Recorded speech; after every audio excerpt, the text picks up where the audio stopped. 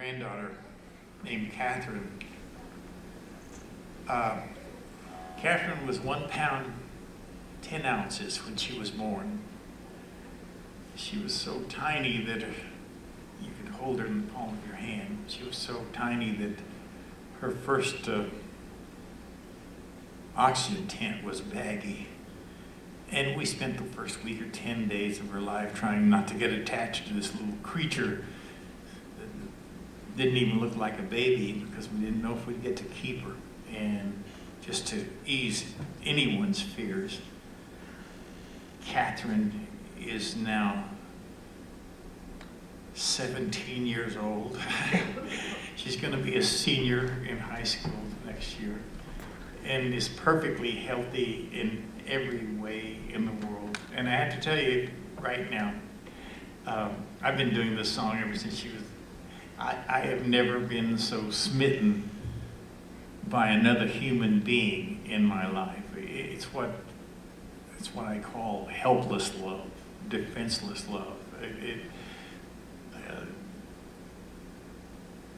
I remember once when she was, she couldn't have been more than about 4 years old.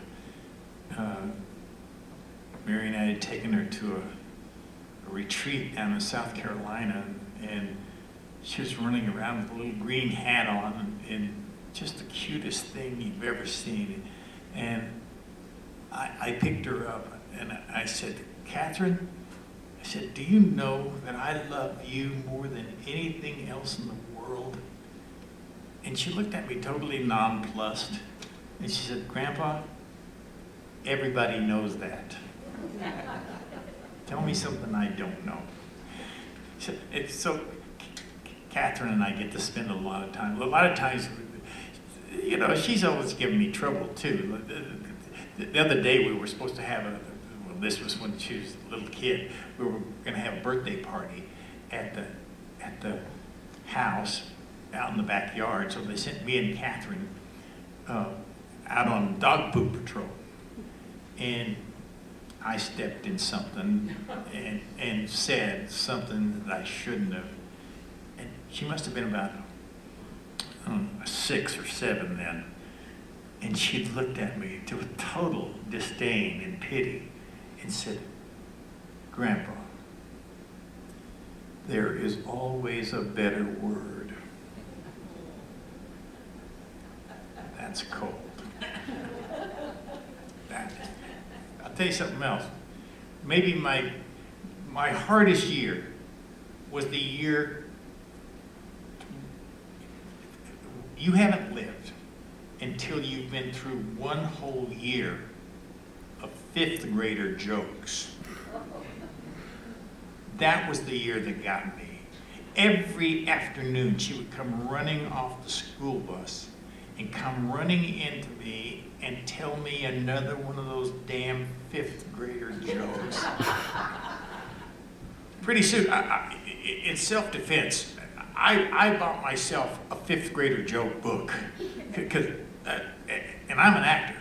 I know how to do this stuff. I've got this joke, and I had this joke down pat. So Catherine comes running off the school bus, comes running in the house, and I say, Catherine, what do you call a fish with 3 eyes? She goes, I said, fish.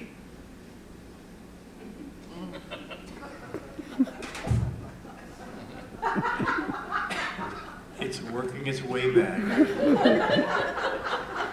People are just now starting to get it. Fish. Well, let me tell you something.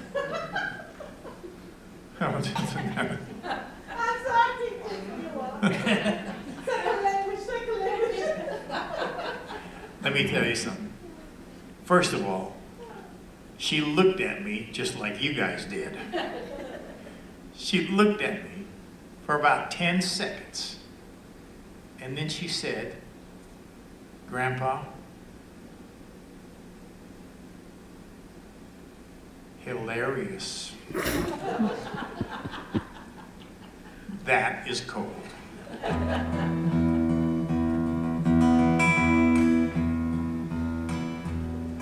So I wrote this song for Catherine.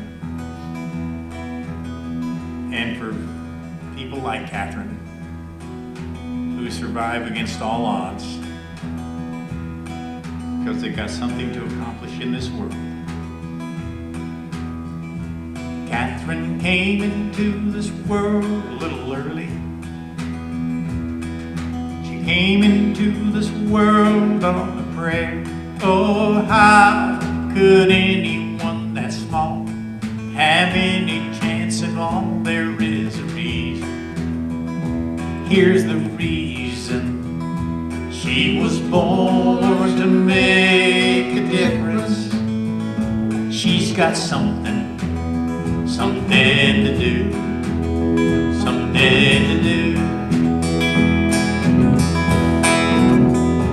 Dr. King came to Memphis on a Thursday. The garbage men were marching arm in arm.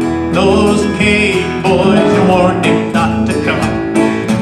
He would never run, he had a reason. Here's the reason.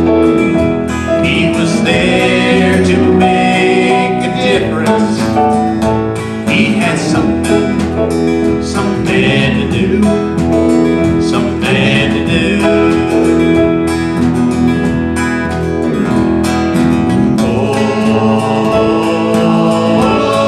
Oh, he had something.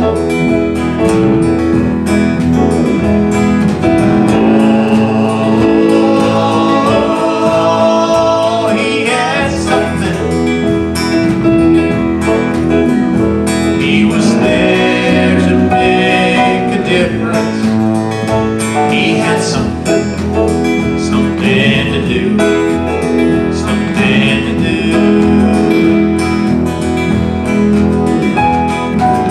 Something to give, something to share, the courage to see it through. Make a stand to carry on. Sometimes moves a mountain.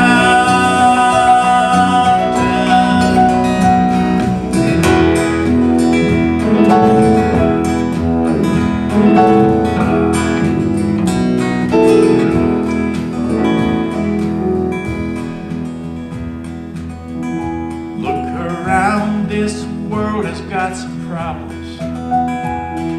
The air we breathe, the homeless on our streets. Oh, what if you and me, if all of us could see there is a reason.